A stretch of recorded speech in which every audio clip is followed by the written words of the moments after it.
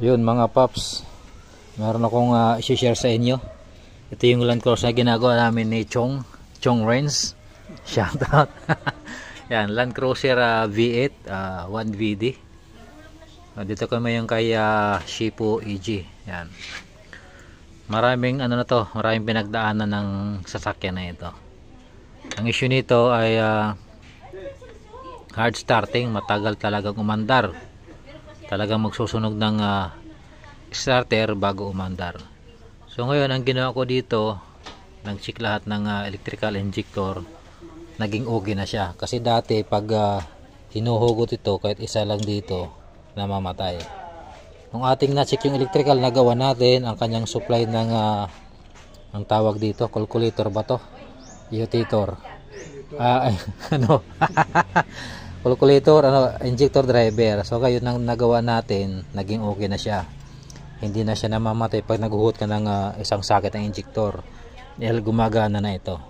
Tapos ito na lang yung naiwan na hindi gumagana, yung 2 at saka 3. Yan.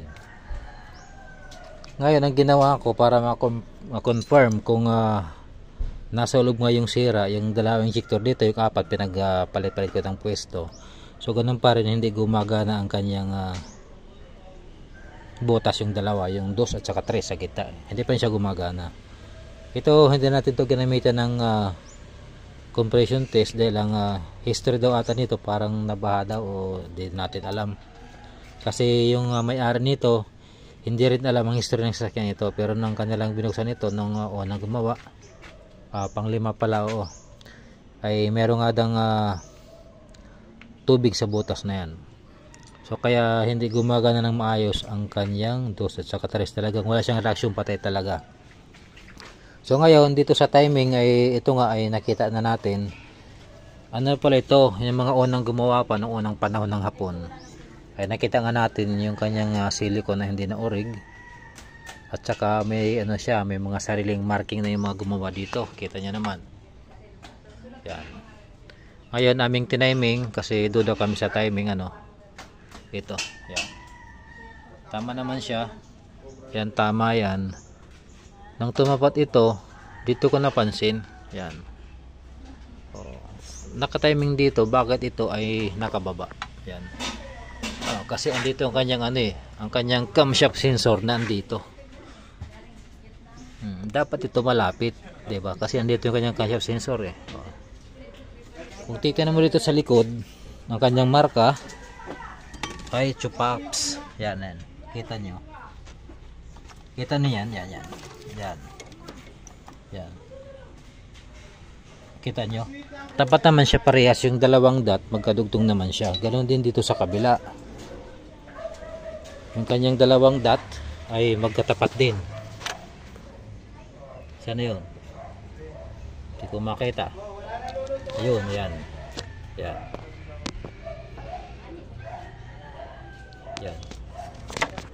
Magkatapat din siya.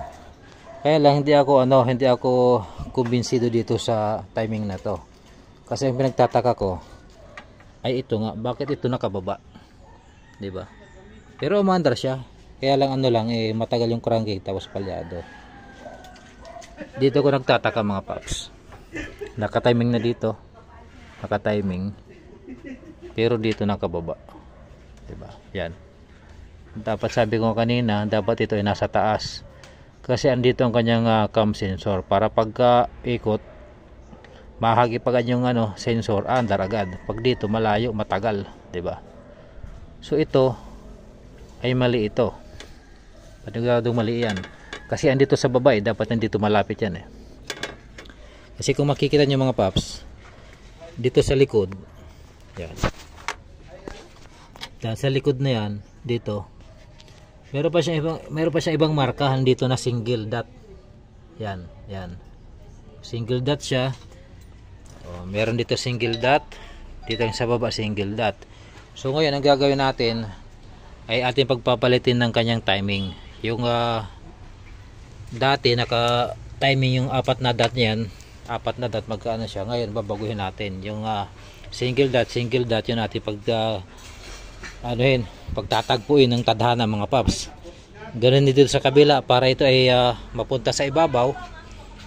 Babaguhin natin ang kanyang timing mark, yung dalawang yung apat na dot na magkasalubong ay babaguhin natin ang position. Ay ating yung dot dito, single dot din, single dot ay ating pagtatagpuin mga kapaps. Tapos ito ay nasa baba na ito para ito ay ito yung tinggil na to, tinggil tawag dito, tinggil-tinggilan, para ito ay tumaas, para andito ang kanyang camshaft sensor para pag start mo, boom, andar agad. So yan ang babaguhin natin dito mga paps. Baguhin natin yung timing muna kasi hindi natin ano yung timing nito, talagang hindi natin kabisado, pero sa nakikita ko may problema sa timing ng cam sensor. Bakit siya matagal umandar at walang power mga paps. So maraming ano ito, maraming proseso ng troubleshooting, marami tayong tinitingnan dito. Una yung electrical, okay na, yung jitter okay na, ngayon yung timing ng duda ako. So yun ang gagawin namin, ating i-retiming mga paps. Land Cruiser V8 1 VD FTV engine. I love ya.